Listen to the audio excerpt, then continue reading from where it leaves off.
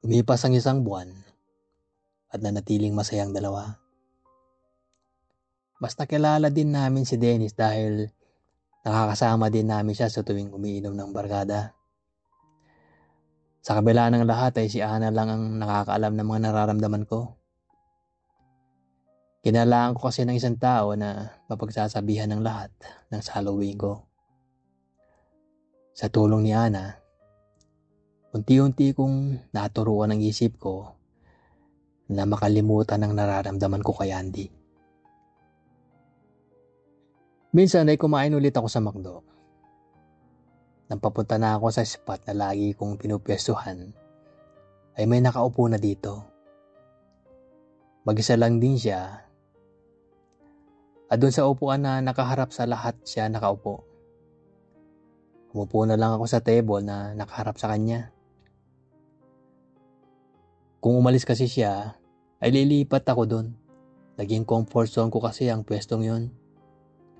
Kulang na lang ay palagyan ko na yun ng reserve sa tuwing nakakain ako doon. Pero hindi naman pwede siyempre. Pag upo ko ay napatingin ako sa kanya. Hindi nalalayo ang itsura niya kay Andy. May pagkamestizo nga lang siya at semi-kalbo siya na sa tingin ko ay bagay na bagay sa kanya. Nahalata niya na nakatingin ako sa kanya at tumingin din siya sa akin. Nahiya tuloy ako at tumiwas ako ng tingin sa kanya. Napangiti siya sa akin sa tuwing masusulyapan ko siya. Tila nakakalata na siya na tinitingnan ko siya. Lalo akong nahiya at nagkunwari na lang na may ka-text. Maya-maya pa ay may dumating na 2 maglola sa harap namin. Dahil sa wala silang maupuan, dahil sa madami ng tao sa fast food ay napagdesisyonan nila na maghiwalay na lang ng upuan. Yung apo ay dun sa table ko at yung lola sa table ng lalaki na magkikishare ng upuan. Nagulat ako nang tumayo ang lalaki at nung akala ko ay papaalis na siya, bigla siyang tumayo sa harapan ko. Napatingin ako sa kanya at sinabi niyang, "Okay lang ba na makishare na ako ng seat bro?" Sabi niya sa akin at tumango naman ako. Mabait siya dahil pinaupo niya yung maglola dun sa pwesto niya. Pag-upo niya ay nakangiti siya sa akin na hindi ko maintindihan. Maya-maya pa, nagpakilala siya sa akin. "Ruel nga pala bro, ikaw?" At inabot niya ang kamay niya sa akin. Inabot ko din ang kamay ko sa kanya at napakilala. Matt nga pala, at gumiting ako sa kanya. Doon ko lang nakita na talagang nakaka-good vibes ang ngiti niya.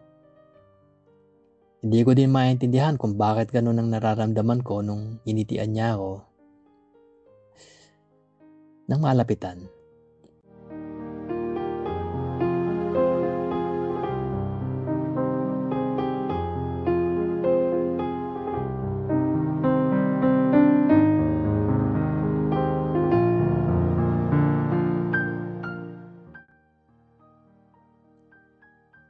"Nurse ka dyan sa ospital?"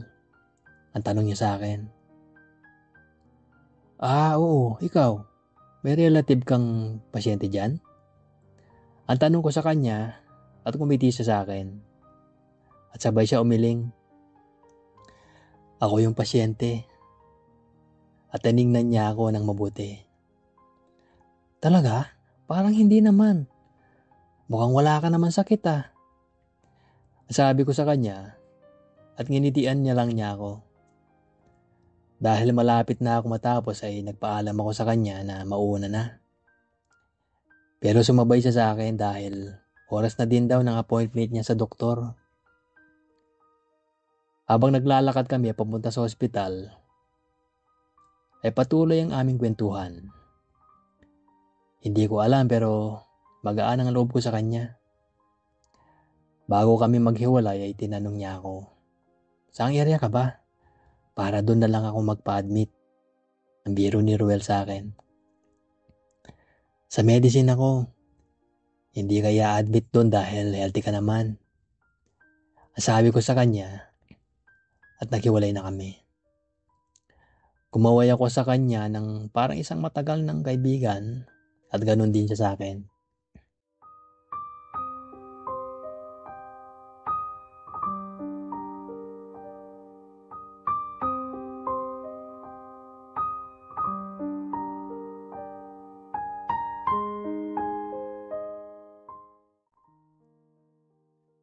Halfway duty ko nung may tumawag sa unit namin. Dahil yung naka-assign sa mga bagong admissions ay kasama ng doktor na nagra-rounds. Ay ako na ang nag-asikaso bilang tulong ko sa kasamahan ko. Inayos ko ang kwarto na gagamitin niya.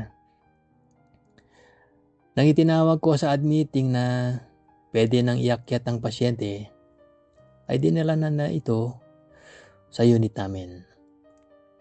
Dahil busy pa din ang kasamahan ko na siyang mag-a-admit, ay ako na ang nag-receive. Nakatilikod ako nang batiin ako ng isang boses. "Good morning, Nurse Matt," sabi niya sa akin. Napalingon ako at tumingin. Pagkita ko, si Ruel ay nasa wheelchair at nakangiti siya sa akin. Hindi ako makapagsalita kagad at natulala. "Di ba sabi ko sa'yo, ako yung pasyente?" Ang sabi niya ulit sa akin. "Kilala niyo po pala siya, si Ruel?" Ang sabi ng OPD nurse na si Carol na kabatch ko din dati. Oo, sabi ni Ruel at ngumiti siya.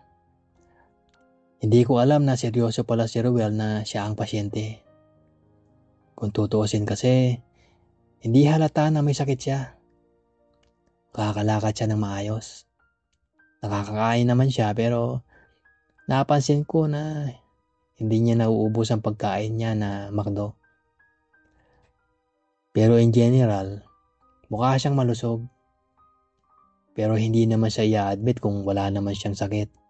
Kaya naniwala na din ako. Inatid ko si Ruel sa kwarto niya at inayos ang lahat bago namin siya iniwan dahil i-endorse pa siya sa akin. Doon ko lang nalaman na may liver cancer pala si Ruel. Pero stage 1 pa lang ito.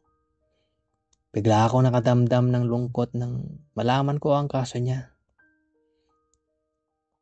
Noong oras lang na yon, naging affected ako sa hindi ko maipaliwanag na dahilan. Na dati naman ay hindi ko ako ganun. Pagkatapos ng endorsements, ay pinuntahan ko na siya para i-orient. Inayos ko din ang mga gamot niya para sa chemotherapy.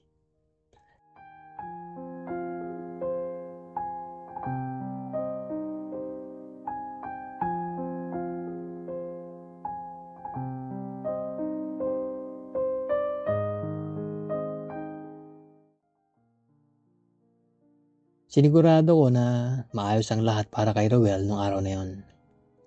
Hanggang magsimula na ang chemotherapy niya at nandoon lang ako. Nang matapos ang shift ko, ay nagpaalam ako sa kanya at nagpasalamat siya sa akin. Kahit na parang OPD case lang ang kay Ruel, ay kinailangan pa din niyang magpa-confine dahil ang chemotherapy niya ay tatagal ng isang buong araw. Kinabukasan ay inabutan ko pa siya doon at makalipas ang 2 araw ay dinischarge na siya. Naging ganun ang routine ni Ruel sa ospital para sa chemotherapy niya. Halos ilang buwan din siyang nasusubaybayan dahil sa unit namin ay doon siya palaging nagpapa-admit sa tuwing schedule na ng chemotherapy niya. Laging 3 araw ang tinatagal ng admissions ni Ruel. Tuwing may chemotherapy siya. Ang unang araw ay para sa admissions ng chemo drugs at ang sumunod na 2 araw ay para sa observation pagkatapos ng 24 hours na chemotherapy niya. Kahit na minsan ay full house kami at walang bakante ay matyagang naghihintay si Ruel. Sa tuwing madi-discharge siya matapos ang chemotherapy niya, ay lagi siya nagpapadala ng pizza o anumang pagkain para sa unit. Nakagiliwan din siya ng mga kasamaan ko at tinawag siyang Sir Pogi. Magaling makisama si Ruel sa lahat ng tao sa ospital at kailanman ay hindi kami nagkaroon ng problema sa kanya. Ako ang halos kasama niya sa lahat ng nangyayari sa kanya sa loob ng kwarto niya.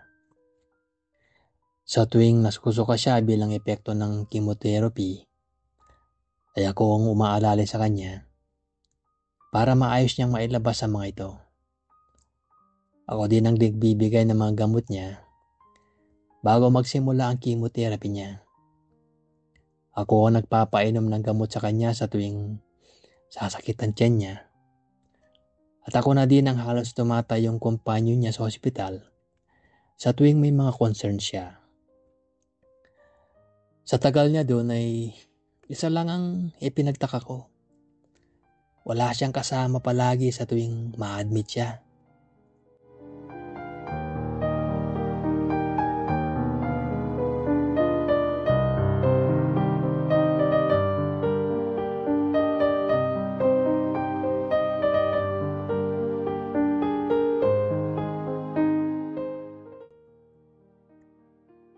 Bakit wala kang kasama tuwing ma-admit ka dito? Ang tanong ko sa kanya. Minor lang naman to. At kaya ko naman. Tsaka isa pa, di na ako baby. Ang sabi niya sa akin at nagtawanan pa kami. Pero tinitigan ko siya at parang nakuha din niya ang gusto ko na marinig ang totoong dahilan. Walang nakakaalam. Natatakot ako. Katulad sa'yo, may sarili-sarili ng pamilya ang parents ko at kaming dalawa na lang ng ate ko at ayaw kong magbigay ng sakit ng ulo sa kanila dahil lang sa may sakit ako. Ang naging sagot ni Ruel sa akin. Naawa ko sa kalagayan niya at naiintindihan ko siya. Kahit na mahirap, sabihin mo pa din. Karapatan nilang malaman. Sabi ko sa kanya at nginitian ko siya. Oo, sasabihin ko din. Humahanap lang ako ng tiyempo. Ang sabi naman ni Ruel at nag-thumbs up siya sa akin. Naalala ko ang sarili ko nang sabihin ko yung kay Ruel. Doon ko napagtanto na kailangan malaman ng mga barkada ko at ni Ruel ang pagiging bi ko. Isang araw ay naglakas ako ng loob at ipinaalam ko ito sa kanila.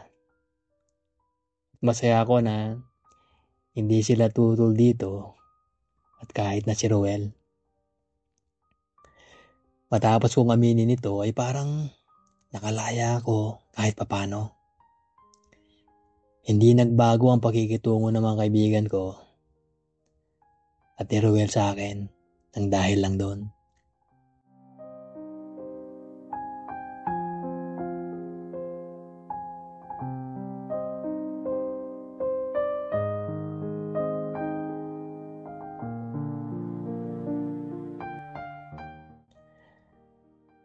Kinabukasan ay for discharge na si Ruel at bago yun ay nagpadala siya ng madaming pagkain sa unit. Nalaman namin na base sa personal info niya, birthday pala niya nung araw na yon at napagkasunduan namin sa unit na bilhan siya ng cake. Bago siya umalis ng kwarto ay binati namin siya at ibinigay ang cake sa kanya. Kahit na hindi niya sabihin ay kitang-kita ko na natuwa siya sa ginawa namin.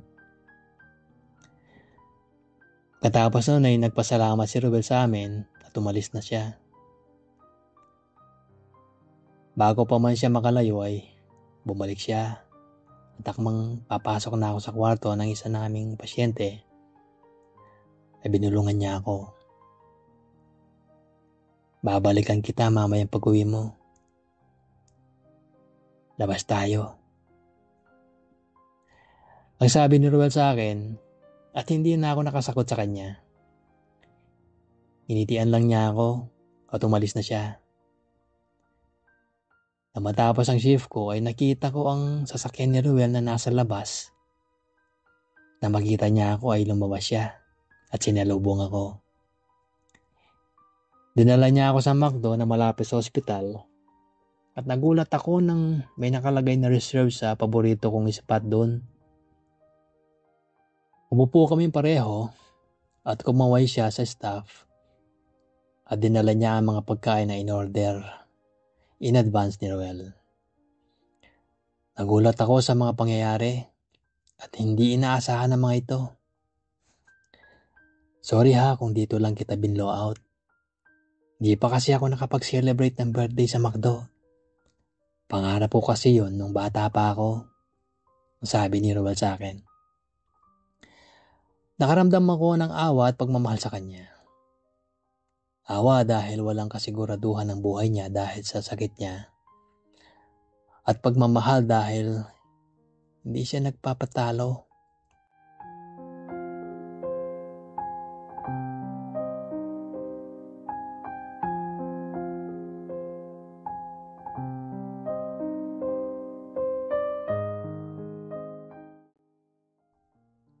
Masaya ang naging celebration ni Ruel kasama ako.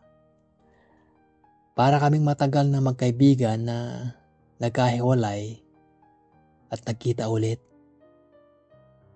Biniru ko siya na baka mag-best friend kami ng past life namin at nagtawanan kami. Ang dami niyang kwento tungkol sa buhay niya.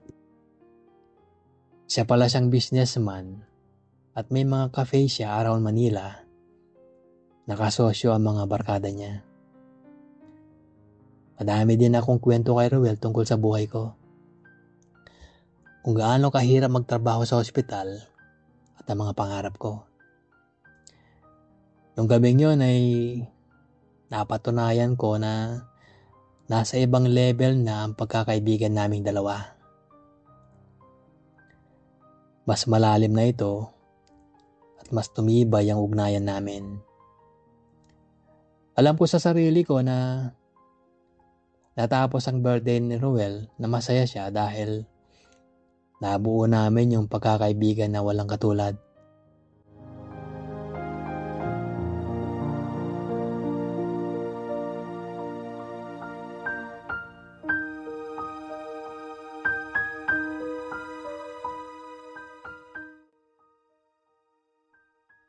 Makalipas ang ilang linggo, mas madalas mag-text sa akin si Andy. Nalaman ko na hiwalay na sila ni Dennis at sobrang heartbroken siya. Naawa ko kay Andy nung panahong yon. Gusto ko man siyang i-comfort ay hindi naman pwede dahil sa ayaw kong maging dahilan nito para mailang ulit siya sa akin. Bumalik sa akin yung pagtingin ko kay Andy. Pakiramdam ko kasi kailangan niya ako bilang kaibigan. Hindi ko pinilit si Andy na mag-confide sa akin. Pero marunong ang tadhana. At nagkasabay kami minsan pauwi at tinaya niya akong uminom. Uminom kaming dalawa at doon inamin sa akin ni Andy ang lahat. Awang-awa ako sa kanya nung mga oras na yon.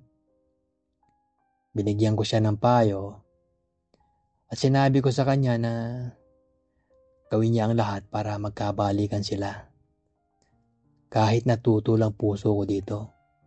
Sinigurado ko nung pauwi na kami na nakagaan ang loob ni Andy ang mga sinabi ko. Pero nang maghiwalay na kami, inalikan niya ako sa labi at nagulat ako sa ginawa niya.